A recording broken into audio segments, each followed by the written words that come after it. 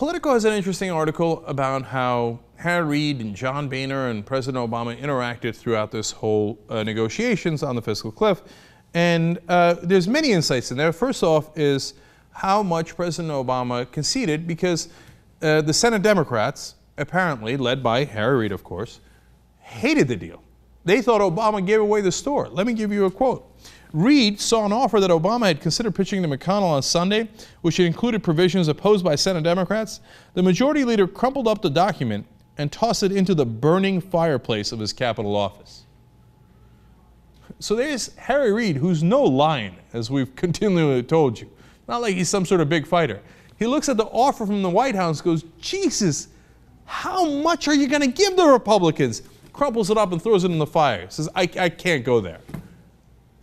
Why does Obama keep doing this? Because he wants to. He wants to cut Social Security. Did you see the story in the middle of the week where the Republicans saying that changed CPI offer that President Obama gave us to cut Social Security by reining in the cost of living, basically?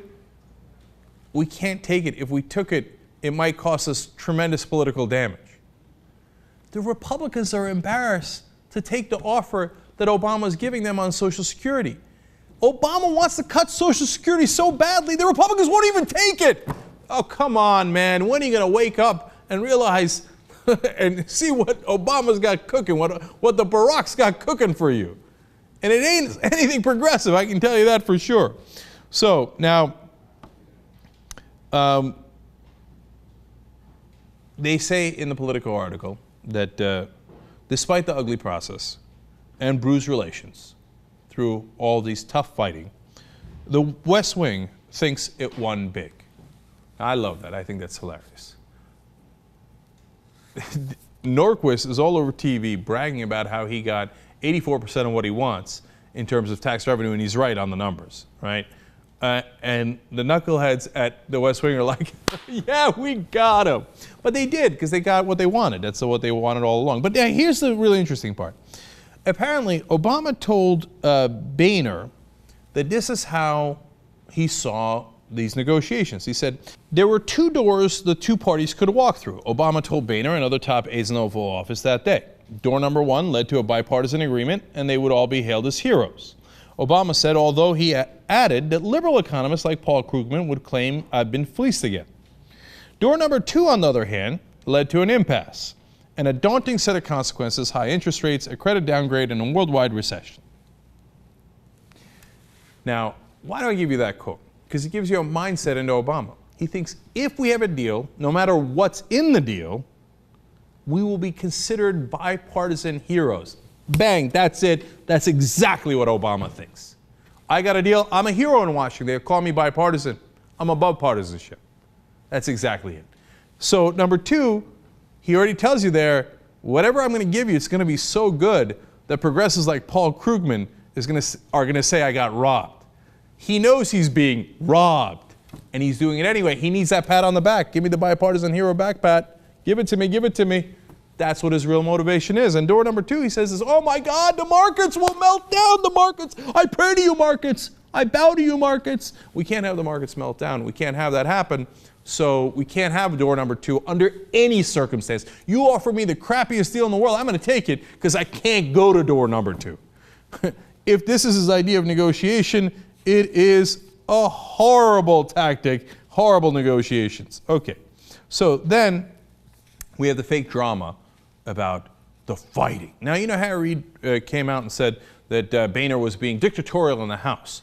So apparently Boehner sees Harry Reid in the Capitol Hill, and he says, according to Politico, Boehner to Reid, go fuck yourself. Reid was startled, and he said, what are you talking about? And then Boehner repeated, go fuck yourself. Boehner then later bragged to other Republicans about how he told Reid to do that. Well, if they're fighting, there must be two real different sides. The Democrats and Republicans aren't actually trying to give giant tax cuts to the rich and take it from the middle class. Look at this. They told them to go fuck themselves. It must be real. It must be. Oh, man, there are bruised egos here. I'll tell you, things are not going well. And then here comes my favorite part to show you that, in fact, the Democrats and Republicans are totally working together. In a phone call, December 21st, Boehner told Obama that his game plan all along was to pass the bill setting the $1 million threshold. That was his big gambit, if you remember.